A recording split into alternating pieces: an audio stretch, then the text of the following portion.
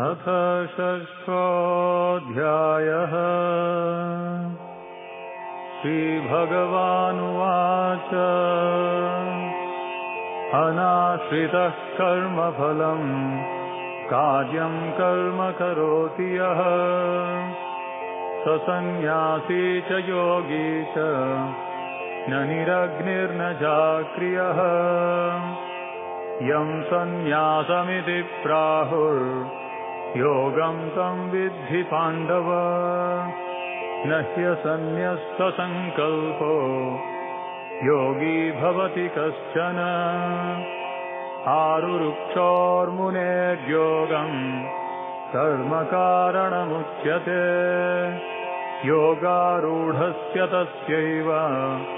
शमः कारणमुच्यते यदा हीनेन्द्रियार्थेषु न कर्मस्वनुषज्यते सर्वसङ्कल्पसन्न्यासी योगारूढस्तदोच्यते उद्धरेदात्मनात्मानं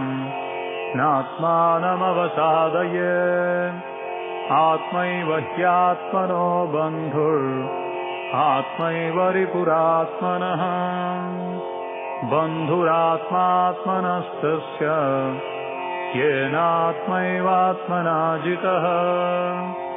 अनात्मनस्तु शत्रुत्वे वर्तेतात्मैव शत्रुवत् जितात्मनः प्रशान्तस्य परमात्मा समाहितः शीतोष्णसुखदुःखेषु तथा मानापमानयोः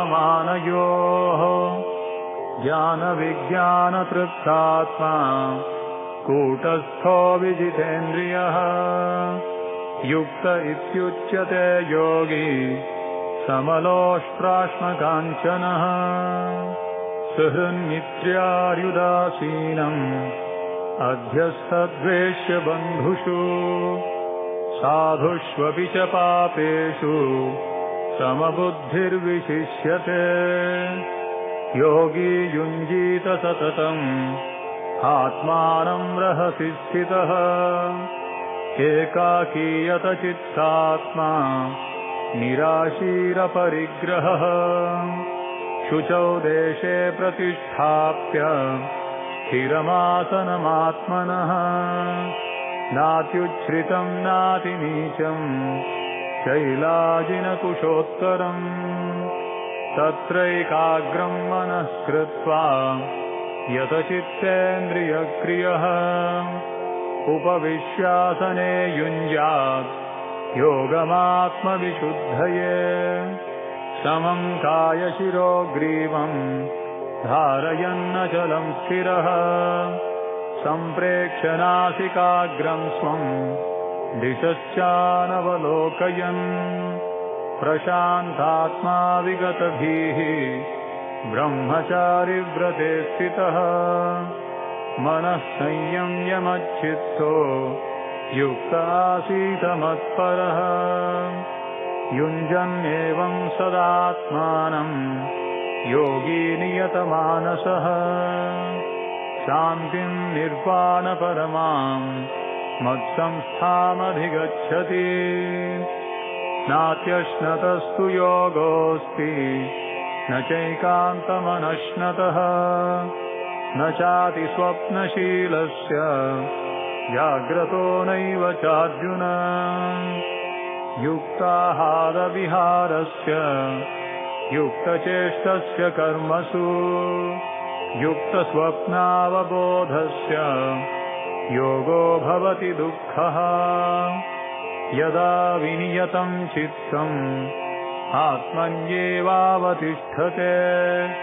निःस्पृहः सर्वकामेभ्यो युक्त इत्युच्यते तदा यथा दीपो निवातस्थो नेङ्गते सोपमा स्मृता योगिनो यतचित्तस्य युञ्जतो योगमात्मनः यत्रोपरमते चित्तम् निरुद्धं योगसेवया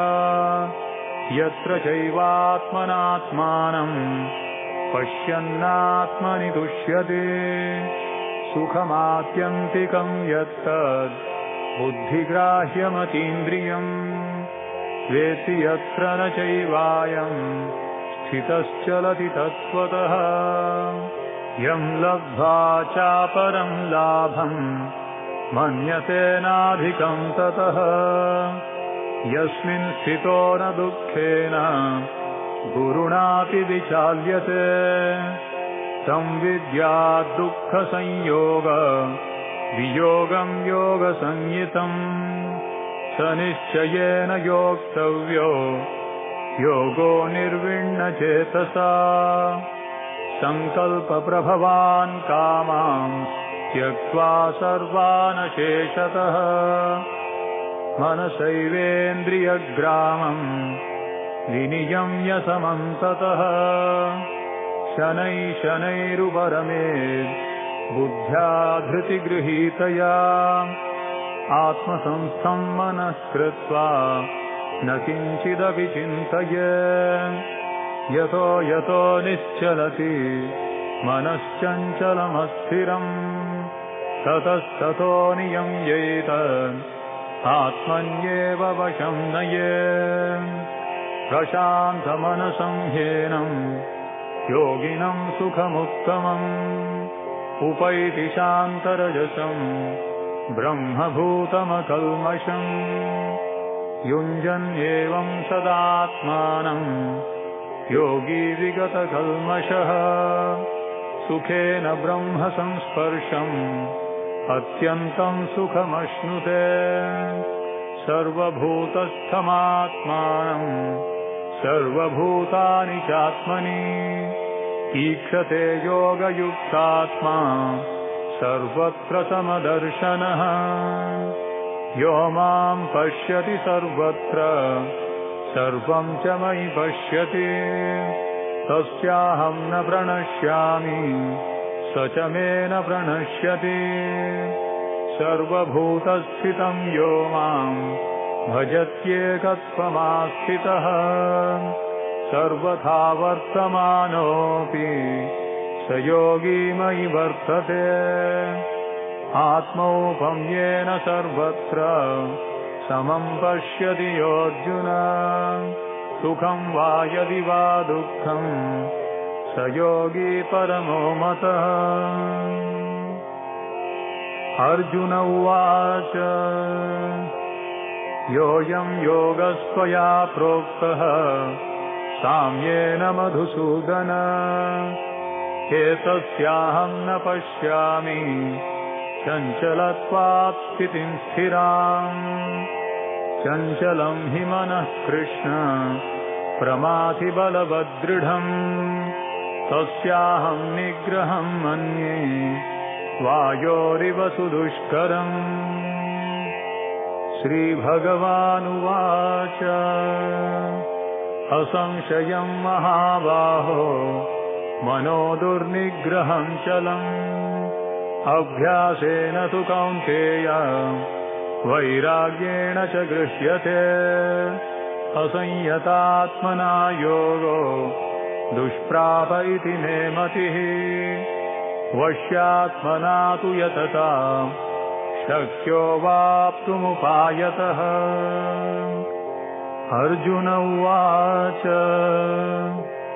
अयति हि श्रद्धयोपेतो योगाच्चलितमानसः अप्राप्य योगसंसिद्धिं तां गतिं कृष्ण गच्छति कच्चिन्नो भयविभ्रष्टः छिन्नाभ्रमिव नश्यति अप्रतिष्ठो महाबाहो विमूढो ब्रह्मणः पथि एतन्मे संशयं कृष्ण छेतुमर्हस्य शेषतः त्वदन्यः संशयस्यास्य चेत्ता न ह्युपपद्यते श्रीभगवानुवाच पार्थ नैवेह नामुत्र विनाशस्तस्य विद्यते न हि कल्याणकृत् कश्चित् दुर्गतिं तात गच्छति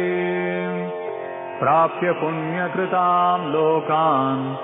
उषित्वा शाश्वतीः समाः शुचीनां श्रीमतां गेहे योगभ्रष्टोऽभिजायते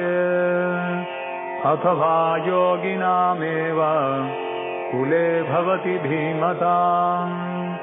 एतद्धि दुर्लभतरम् लोके जन्म यदीदृशम् तत्र तं बुद्धिसंयोगम् लभते पौर्वदेहिकम् यतते च ततो भूयः संसिद्धौ कुरु नन्दन पूर्वाभ्यासेन तेनैव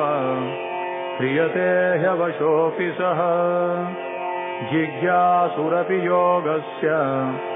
शब्दब्रह्मातिवर्तते